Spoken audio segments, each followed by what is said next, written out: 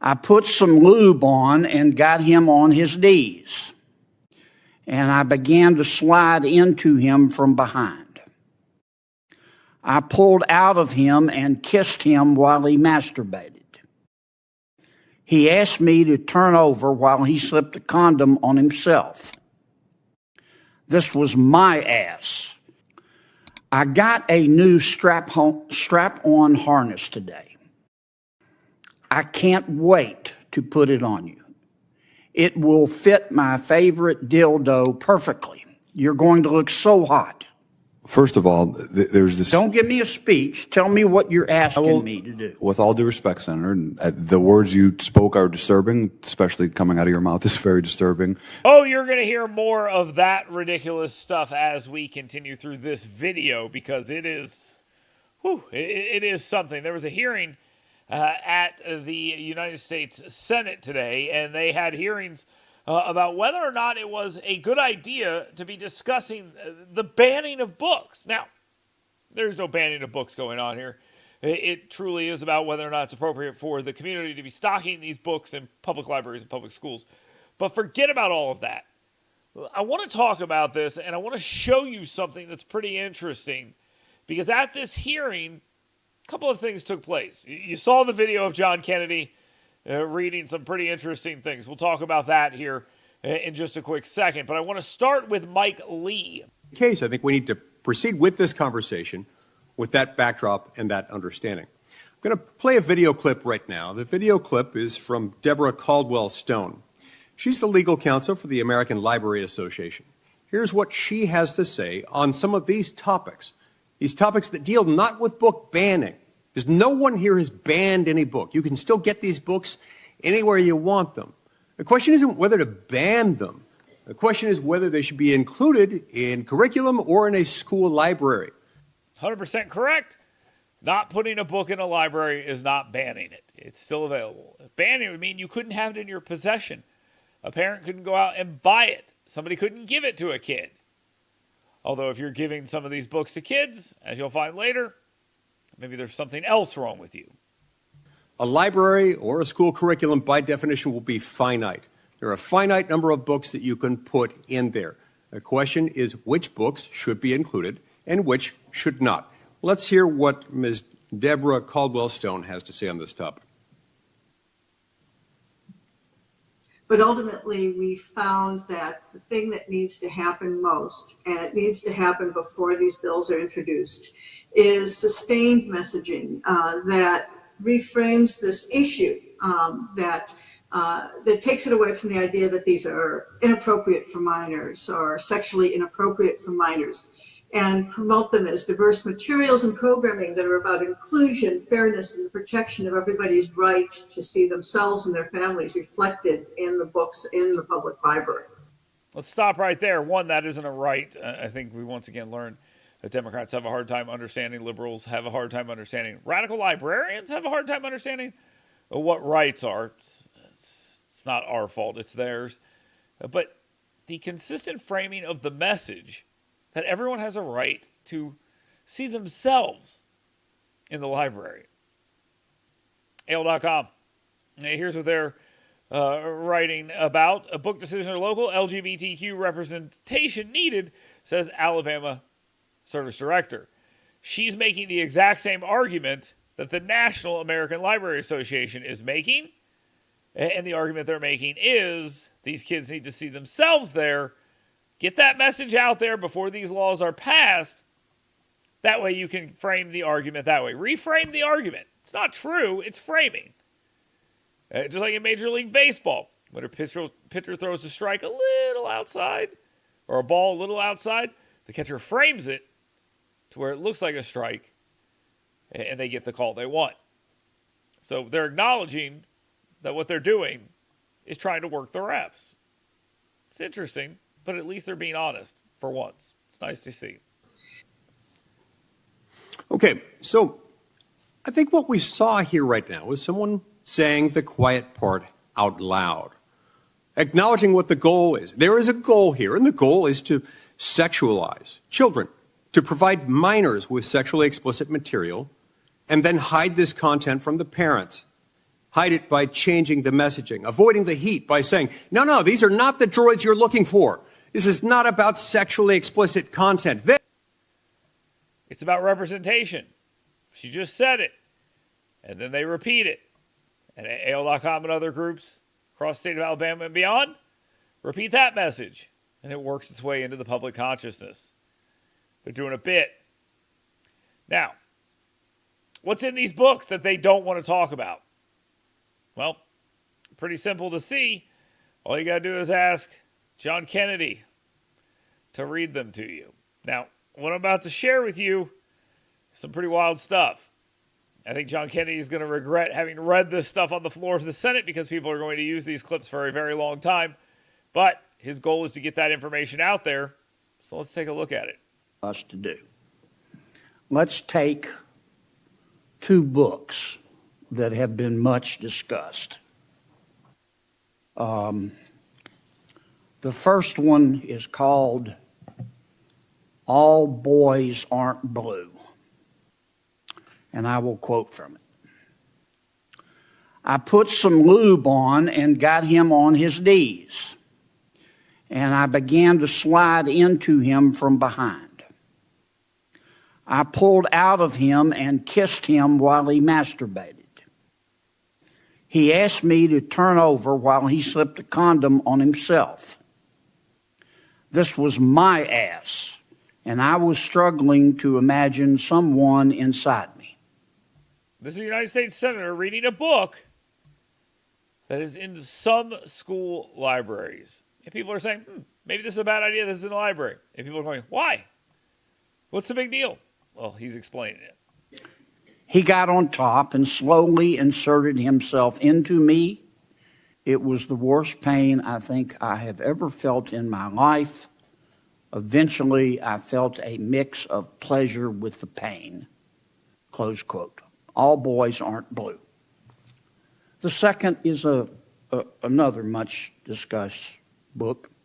I'm sure you're familiar with it. It's called Genderqueer. Okay. Let me read an excerpt from that. And by the way, one of the arguments you constantly hear is, have you read the whole book? I don't think I need to. I've seen the excerpts. Not much context you can provide here that would make what we just heard appropriate. Quote, I got a new strap-on harness today. I can't wait to put it on you. It will fit my favorite dildo perfectly. You're going to look so hot. I can't wait to have your cock in my mouth. I'm going to give you the blowjob of your life. Then I want you inside of me. End quote. Now, Mr. Secretary, what are you asking us to do? Are you suggesting that only librarians should decide whether the two books that I just referenced should be available to kids? Is that what you're saying? No. Okay. Tell me what you're saying. Well, first of all, there's this... Don't give me a speech. Tell me what you're asking me to do. With all due respect, Senator, the words you spoke are disturbing, especially coming out of your mouth is very disturbing. Oh, it's disturbing to hear it coming out of his mouth. But going into the mind of children is completely fine. This is the Secretary of State of Illinois, I believe. And he's disturbed by the words he's hearing coming out of his mouth. Well, what if they were being read by a 7-year-old? You okay with that? Apparently some people are. But what I would also tell you that we're not advocating for kids to read porn, to Senator Booker's point. What are you advocating for? We are advocating for parents, random parents, not to have the ability, under the guise of keeping kids safe, to try and challenge the world view of every single manner on these issues. They can't defend the individual books. That's all we need to start asking is, hey, defend this individual book. I get it. You're afraid that people will challenge your worldview and all these other stuff, which apparently is something you said you wanted done. But forget about whether or not you actually meant that or not. Forget about the whole challenging of the worldview thing. Just defend this one book, but defend these two passages being in schools. Can't do it. You're getting conceptual game. I'm not getting conceptual. Well, I'm saying yes, that you are. Yes, you are. Because I want to know what you're recommending. It sounds to me like what he's recommending is keeping these books in the school and allowing the parents of the kids who they want to allow to read these things, or random people who don't have kids, to make these decisions. That is not how our society works. Our society works, and I hate to break this down to people, it's a representative republic. We all have say. We can all speak to our legislators, school board members, and say this is okay, this is not okay. And then they make the decision, and then they pay the penalty for making the wrong decision, or they get the benefit of making the right decision. That's how it works. He said something I thought was interesting. They don't want random parents being able to make these decisions. That's right. They think some opinions are valid, some opinions are not. It's not about majority rule or representative republic. They just want, this is what we want, and anyone who criticizes us, their opinion is not valid. That's untrue. I think the opinion is plenty valid of the Alabama Library Association and the American Library Association. That's why I want them to defend the books they say they want in these libraries and schools. Just defend them. Don't tell me I'm not allowed to talk about them. Defend the actual books, which he won't do, which they won't do. Instead, it's a demonization game. Ms. Neely, in your testimony, you did talk a little bit about some of the egregious attempts that the left has made to silence anyone that doesn't agree with them, to remove publishing deals, to disallow distribution on platforms. So I want to give you the opportunity to talk a little bit more about that and the effect that that has. Sure. Parents are being intimidated, challenged, and canceled. Your microphone. Got to turn the mic on. Parents are being intimidated, challenged, and canceled for speaking up. And I think, aside from the big tech platforms, what also concerns me is the state action that is being taken. You know, as much as we talk about this, the districts that might be discussing what a book can or can't be in a school district, I think it's also worth discussing the local control, the issue that Mr. Giannoulis mentioned, about districts that are actually removing control from families. In Montgomery County, Maryland, in Dearborn, Michigan, there have been countless Muslim families that have spoken up because they want the right to opt their children out of sexually explicit lesson plans. They are being denied that opportunity. They are being forced to have their children read books, again, that are graphic, that are sexual. And these are books that not only maybe aren't relevant to the curriculum, but that don't comport with their family values. Those decisions are being taken away by localities. In some states, there are efforts by state actors, by the states themselves as well. It was interesting as they say, we don't want random parents making these decisions. No, you don't want any parents making these decisions. You want the politicians making these decisions and the parents shutting up. And that's what it's all about. This is something that parents are concerned with. And so to conflate that issue, that I don't want my child to be forced to read something with a book that is being burned in Nazi Germany, is disingenuous and false. Yeah, absolutely. And they're exactly wrong, but that is exactly what they're doing. And they're pretending that you want to ban books and burn books and all this other stuff. Back to Mike Lee. Let's close on this. Mike Lee spells it out as simply as anyone else can. It's a great point, and I really like what Mike Lee is saying here. Although that face is something else. Roll it. Is placing common sense age restrictions on pornographic content or removing sexually explicit books from school curriculum and school libraries, is that book banning? And does that carry any ramifications for what we would talk about in terms of book banning in the First Amendment sense? No, sir. It does not. And why is that? It's a question of community curation, and no student is actually blocked from acquiring the book in a broader sense. So if you're providing content to a child, that if spoken to a child by you, by the school, if that would constitute, in some jurisdictions, in some circumstances, a crime or a tort, you've got a problem. These school districts are acting in response to legitimate parental concerns. They should be removing these. Shame on them if they don't, and shame on those who want to groom children sexually. 100% right. Nailed it. Absolutely correct. And it is great to see that there are people there in Washington, D.C. fighting this fight. I warn people watching this. I warn you. There is a big push here, a big push to pretend that none of this is happening and this isn't a big deal and, oh, my God, you guys are overreacting. You keep doing that, you're messing with your funding. I'm telling you, I know you don't want to hear that.